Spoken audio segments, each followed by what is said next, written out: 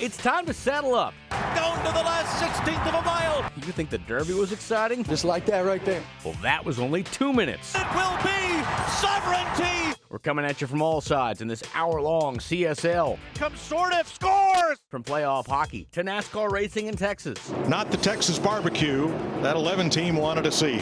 And then just when you thought it couldn't get any better, Schoolyard play and it works. the rookies are here. It's a dream come true. Come on, we're already at the starting gates. Who's it going to be? This is Charlotte Sports Live.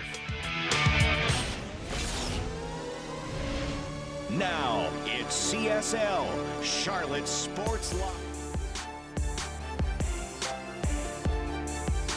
Hi, hello there. Michael Sett here with Gabe McDonald. Gabe, I have been waiting all day to say this. May the 4th be with you.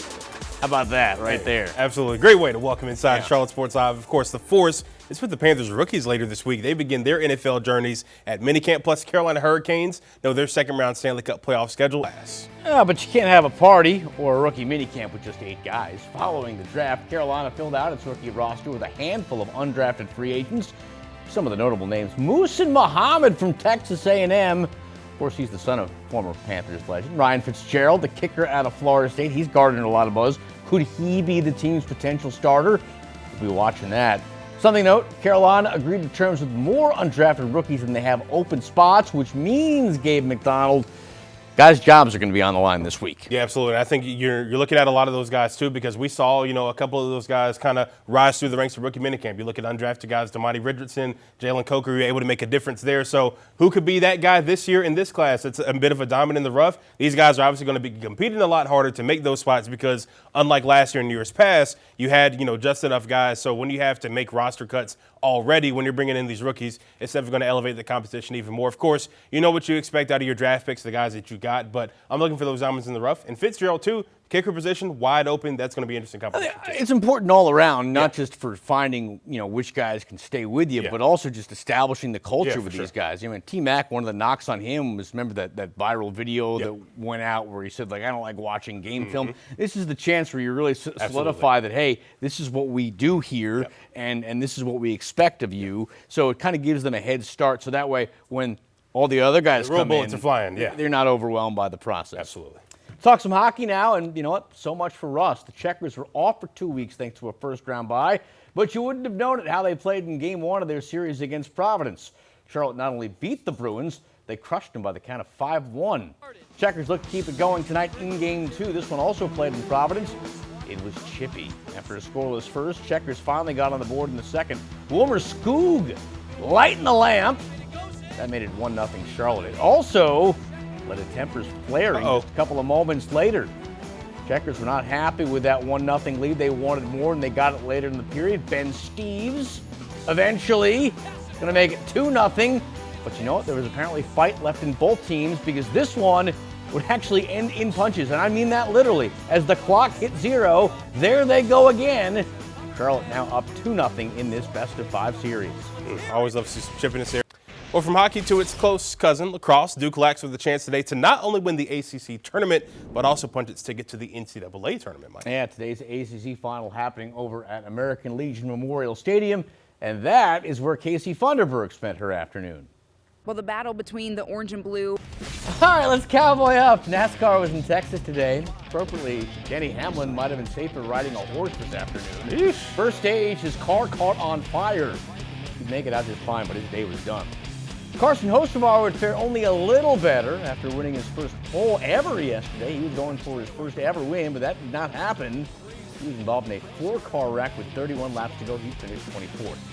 Show you now how the West was won. Michael McDowell led 19 laps. If only he could have led 4 more. Passed by Joey Logano late. Then, insult to injury, McDowell loses control, hits the wall. He'd settle for a 26th place finish. Logano, meanwhile, not to be denied. After winning the Cup Series championship last year, he gets his first win of the season today. Afterwards, he caught up with our own Joey Ellis. Well, back to NASCAR. Christopher Bell is doing a lot of traveling these days. While he was in Texas this weekend, earlier this week, he was just outside our nation's capital, Mike. Yeah, and not coincidentally, so was I. I had a first-hand account of a morning Bell we'll never forget. Victories in NASCAR are a package deal. You get a trophy, but you also get a lot of other things added to your plate. A lot of obligations you have sometimes as a race winner, as a NASCAR driver, are just that, obligations. But there are exceptions. Things that are breaks from the daily grind. Experiences like the one Christopher Bell got Wednesday that can change lives. Just being here in Arlington, it is a constant reminder that freedom isn't free. Before this week, Bell had only heard the stories. Now, at the Tomb of the Unknown Soldier, the winner of last year's Coke 600 was getting a first-hand look of what it meant to make the ultimate sacrifice. I got to participate in the wreath ceremony, which was absolutely incredible.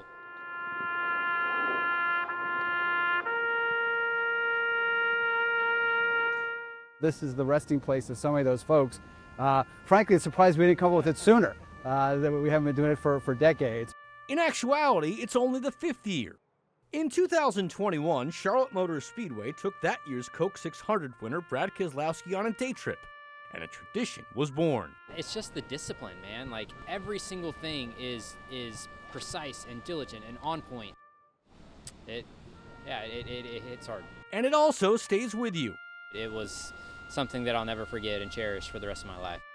It's a perk unlike any other, one they'll talk about for the rest of their lives. Being here makes me appreciate it a little bit more. Mike Lissette, Charlotte Sports Live.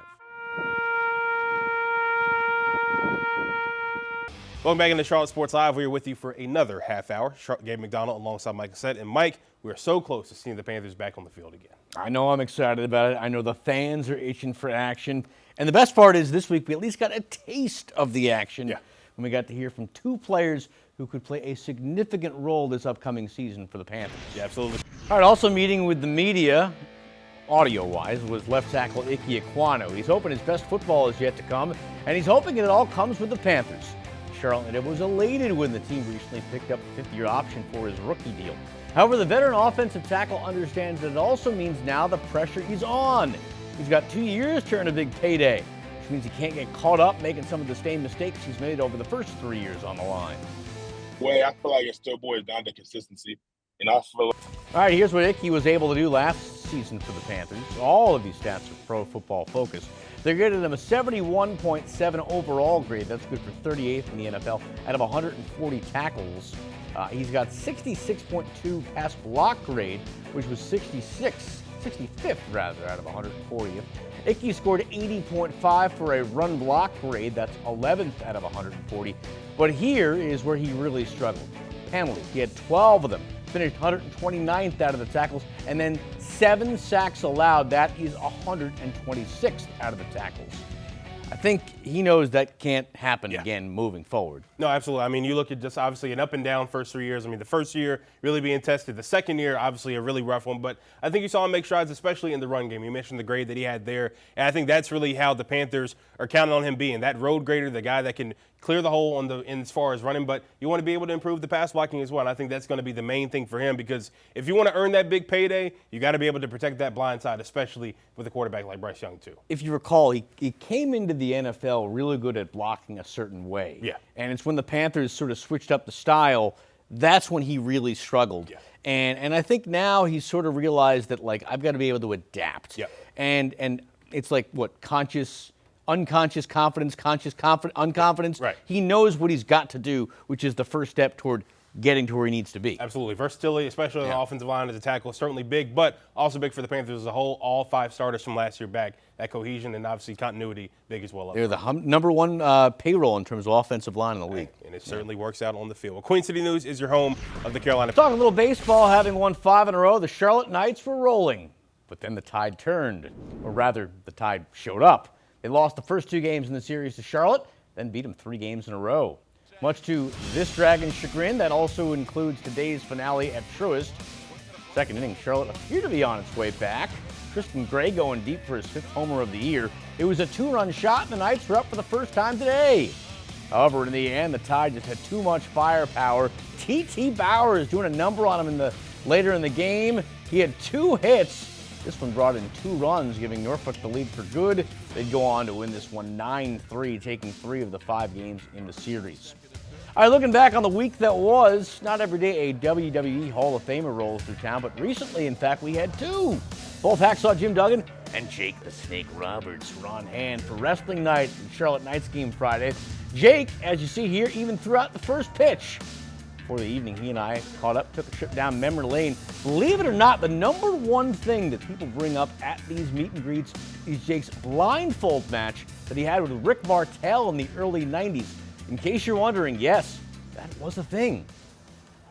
The blindfold match. I mean, it just 7 times out of 10, that's their favorite.